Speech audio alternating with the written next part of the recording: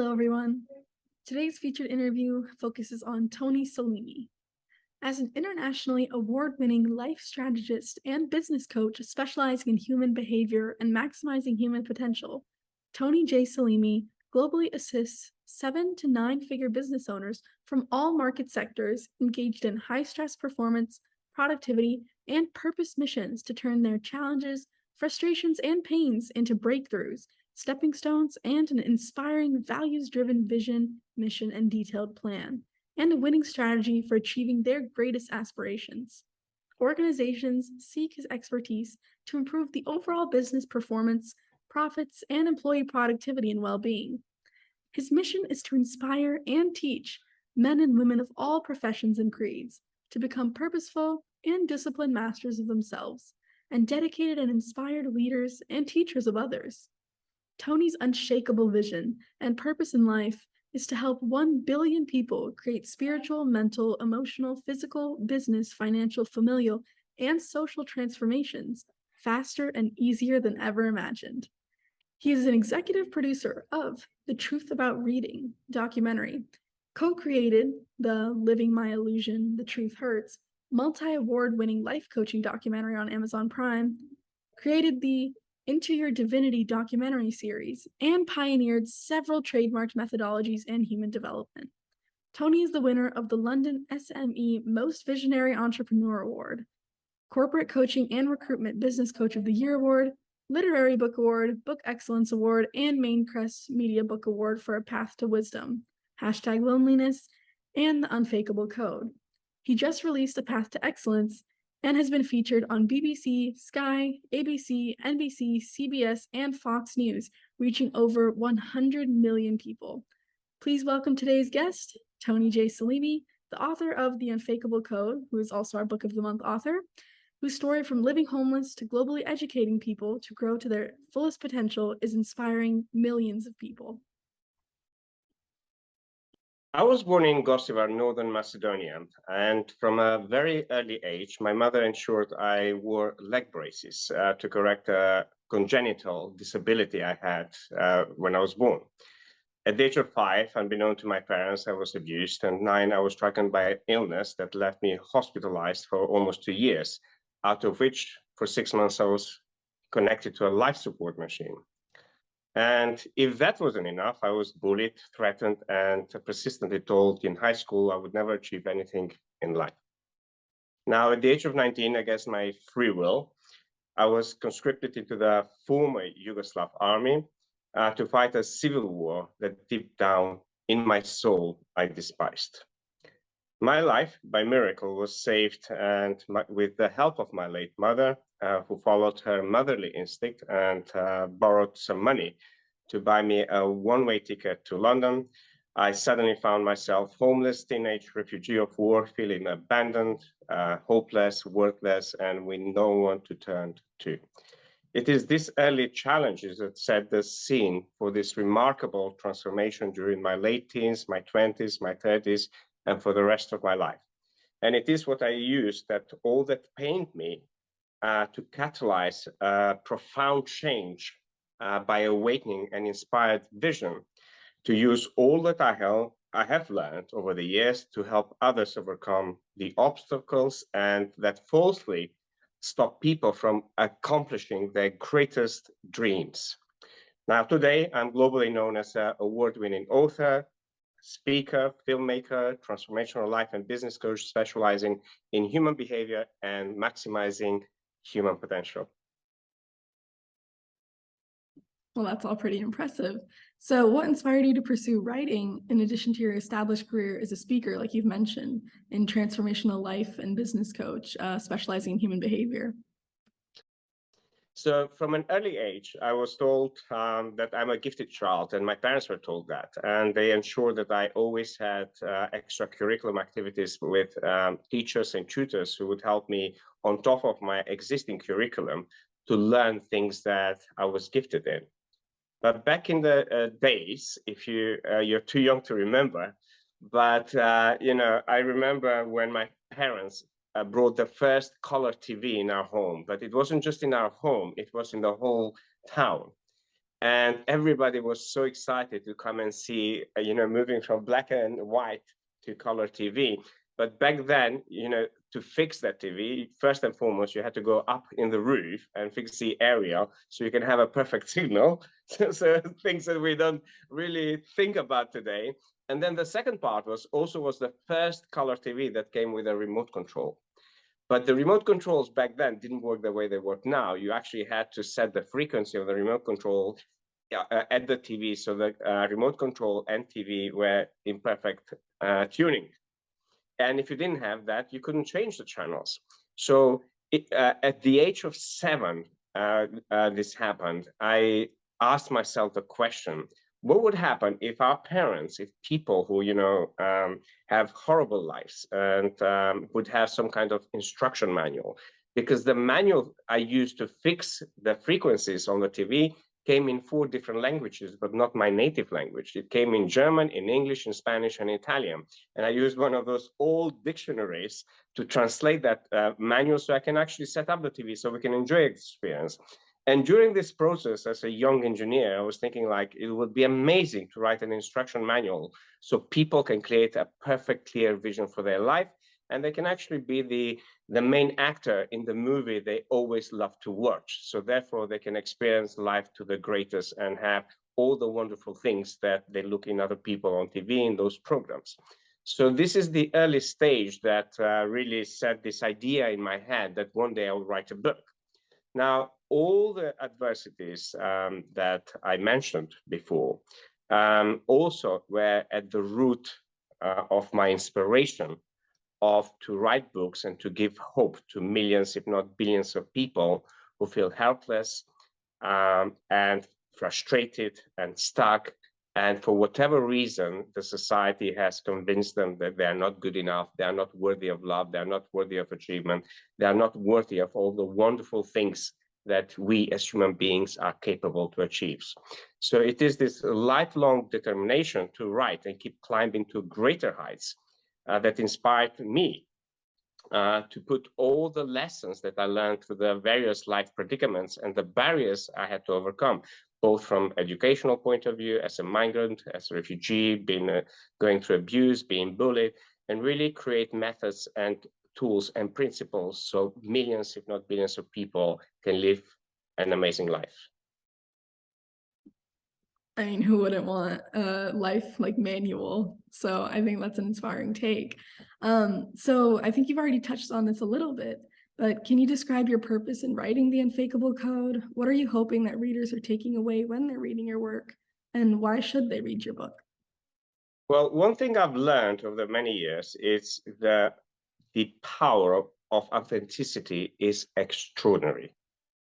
Meaning, when we are living our authentic life, it's incredible the kind of transformation we experience in ourselves, but also in people who want a better relationship with themselves, with their partners, create a co-loving relationship, move away from codependency, control, fears, doubts, but also career challenges. It's one of the most critical ingredients to be authentic in creating a sustainable future for yourself, in your business, in your relationship, to create co-loving relationship and to create some form of inspired destiny that mankind can benefit from. Now, the other reason was the many things that coronavirus pandemic highlighted to us is how something so small and so invisible can have a macroscopic impact to the point that it closed borders and put businesses, people, economy at the worst part. It's like, it created such a havoc that we haven't seen since the Second World War II. Now, during the lockdown, there was times I did not leave my house for days, and I was isolated from everybody. And as you can imagine, being a refugee, that also means that your family is abroad, and friends went in the same situation, and you could see so many people are dying, so the fears got increased. And I kept thinking, as the world starts to reopen, as millions, if not billions of people will find themselves in this mental health pandemic that the coronavirus pandemic created, I thought these people will need more help to be able to go to the next stages of evolution into this new reality we find ourselves.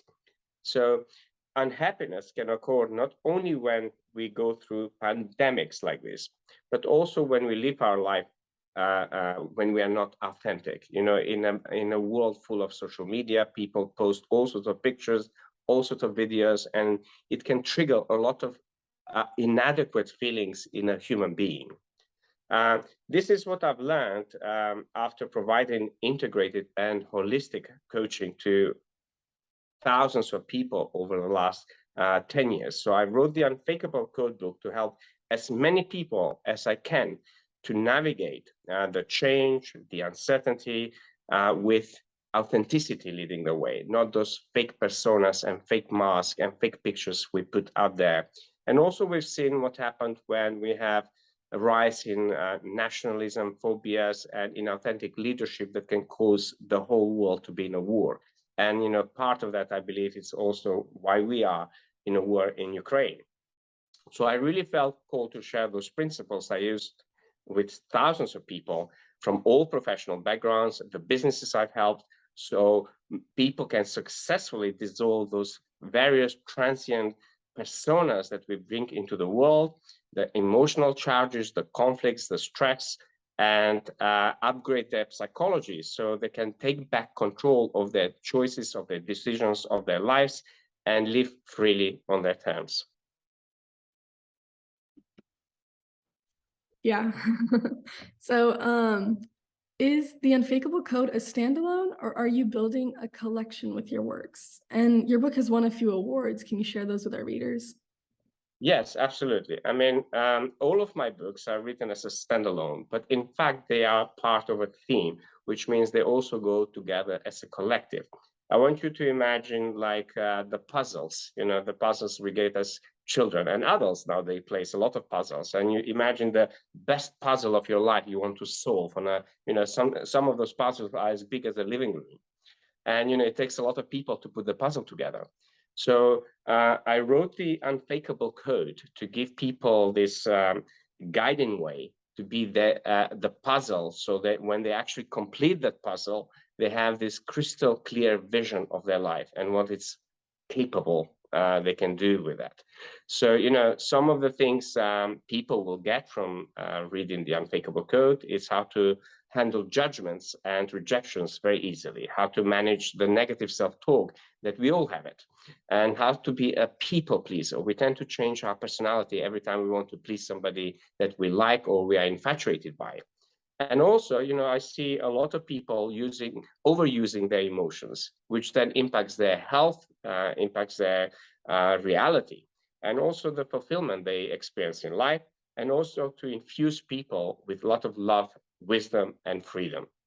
So those are some of the things that people will really get a benefit from, because the method that I put together, it took me 30 years to merge science and matter and all the different disciplines I studied, from engineering to business to leadership to coaching to NLP to cognitive behavior to a holistic approach to healing to cosmology, neurology, biology, and put it all together in a method that a person can actually understand easily. And instead of spending 30 years doing all of those things, they have a method that if they use every single day, they truly can take back control of their lives, lead authentically, love freely, and live freely on their terms. Yeah, so you mentioned overusing emotions. Can you elaborate on that? Absolutely. Now, in a world where we are bombarded by information, you know, and if your body is not trained how to filter those information, it can trigger emotions in ourselves. Now, emotions are the greater killer of our health to start with. But not just that, it impacts the way we react, it impacts the way we make choices, the way we make decisions, and the way we actually live our life day to day. So, you know, with invention of all these wonderful tools that can be like technology and social media, also comes the drawback that if the person haven't really upgraded their mindset and learned methods and ways to be able to filter these emotions, this information in a way that does not trigger emotional reaction, then they can live much better lives and more fulfilled, more meaningful, and they can objectively receive this information without the body actually triggering emotional response. Now, people have lost their control of their emotions. You know, when somebody doesn't like something, straight away they become violent, they become aggressive, they create conflict. And instead of being mindful and having mindful conversation with one another, irrespective of differences in opinions, people nowadays have become very, I would say, nasty. So, you know, if we are not careful, emotions can change your physiology. It can impact pretty much everything about your body, the way your body reacts to stress. And with an increased stress, there's an increase in cortisol. With increasing cortisol, a lot of health issues happen in the human being. So first and foremost, helping people to intelligently use the emotions, it's helping them stay safe, stay healthy, and stay mindful. Yeah, thank you for that explanation. It's important to have a little bit of objectivity. Yeah, so how has your formal education translated to your writing, and how has your upbringing that you mentioned earlier influenced it? Well, as I mentioned before, I was considered as a gifted child, and as part of that, the parents ensured I always have private tuition. And on top of that, my regular school, the science, the biology, maths, and everything that I was learning developed my abilities, skills, knowledge, and learning, and also faster reading abilities. With that also comes meaning you read more books. With reading more books, your mind evolves. It's almost like this new software consistently being upgraded in your head. And when you have such a mind that has embodied all of those different ideas together, it definitely influences in the way you write. Why? Because your arguments for change, your arguments for somebody to pick up a book and read becomes much stronger, something that sits home to the person who's never picked up your book. And also, you know, I'm able to simplify a lot of complex things that most people find very complex into something very simple and digestible. So the reader who hasn't gone to university, the reader who hasn't got a PhD or doctorate of science, or the healer who does not have the scientific background can really adopt those principles that I share in all of my methodologies and the various books that I've written, and be able to very quickly and effectively adopt them and apply them into their lives so the change can happen much faster, much quicker, and more effective. Okay. And how do you balance your writing career with your personal life and your other professional pursuits? Because it sounds like there's a lot to juggle there. Yes, there is. And but also what I learned over the years that work-life balance requires three things that most people don't really spend the time to create. And the first thing is to create a very clear list of actions that correspond to your highest priority of values, which is in alignment with the vision you want to create for your life. And second, they don't have a detailed empowerment plan. And that empowerment plan needs to have those 8 critical areas for empowerment, which is your spiritual self, because we all have the desire for spiritual growth. Your mind, which is the key to the reality you create, meaning everything in your life that is there, it's all the creation of your mind and what's going on in your mind. 3, it's your emotional well-being, the thing that I shared earlier on how to really use your emotion more as of a guiding system rather than sort of having this disempowered relationship with your emotions where you end up hating yourself for responding emotionally to something and then regretting it. So there's much more intelligent way to do that. 4 is the physical self. 5 is your business, your career. Then you have your social. Then you have your financial well-being, and then the contribution you want to do in the world. And number 3 is to really love what you do, because when you love what you do, no longer you see a separation between your work and yourself as an identity. So for instance, I include my partner consistently with all the wonderful things that I do. And because I have the program called Vital Planning for Elevated Living, which is life and business transforming 5 or 10-day experience around the world, you know, my partner gets to travel with me and still be part of that and still learn, because he worked as a heart surgeon in a major hospital. So, you know, he gets elevated by being in the energy of growth and transformation. So for me, I've integrated all aspects of my life with what I love doing, which is teaching, training, consulting, coaching, mentoring people, and helping businesses, you know, create the results they want. And what is your advice for aspiring writers? One thing I will always say, there's a deep yearning in your heart to make a contribution. At some point in your life, there's this voice that you really want to make a change in your life. But also there's a voice that you want to share the lessons of the things you've mastered in your life. And we all have different experiences, which means with different experiences comes different lessons. Now, if you have the tools and the skills to be able to write the book, great, fantastic. But what I've noticed over the last 10 years, I had hundreds of coaches who are authors who come to me after they publish their book.